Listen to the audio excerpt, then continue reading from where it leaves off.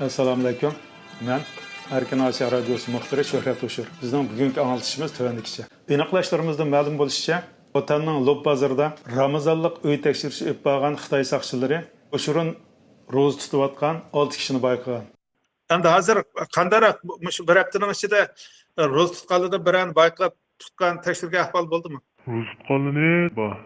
Masalan, qaysi kanatdagi qaysi oila? Bizim Lopçimninki şaçüsü Bulaqçuykudan 3 dal, yani Başçapal kendinden 1 dal, Dultügmenden 1 dal, Qoğandan 1 dal. Bulardan 5 nafari yoshda cho'ng bo'lganlik uchun, 70 dan yuqori bo'lganlik uchun ularga atalmış e'tibor berilib, qo'yib berilgan.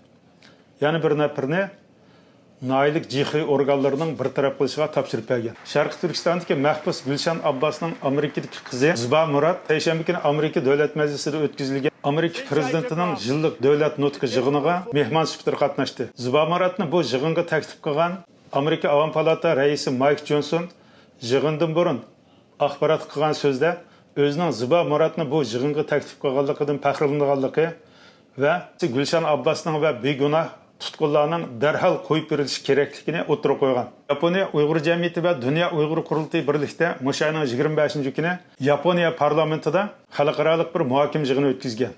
Yig'in Xitoyning milliy avtonomiya sistemasi va Uyg'ur qirg'inchiligi realligi degan temada o'tkazilgan. Bu yig'inda Yaponiya Uyg'ur jamiyatining raisi Ahmad Challeti, Yaponiya Uyg'ur parlament a'zolari, Uyg'ur do'stlik guruhining boshlig'i Furuya Keiji ve Dalai Lama'nın vekili Doktor Ariana efendiler söz qilgan. O'tgan hafta yana Amerikadagi yosh faoliyatchi Aydin Anvar Ramazon kirishi bilan Musulmonlar ishlari tor bitir maqola e'lon qilib, Uyg'ur masalasini musulmonlarning isiga soldi. Tugmagan dard.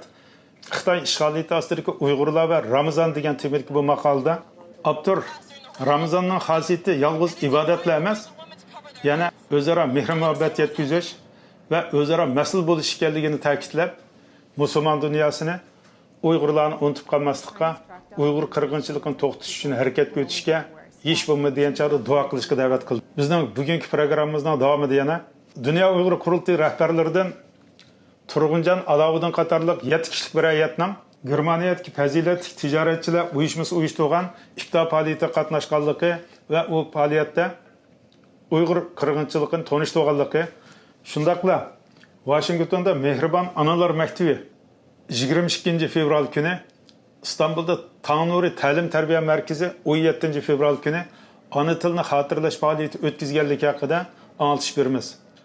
Anglitishimizning to'liq qismini radio to'lqinlarimizdan va tor bitimizdan ko'rgaysizlar.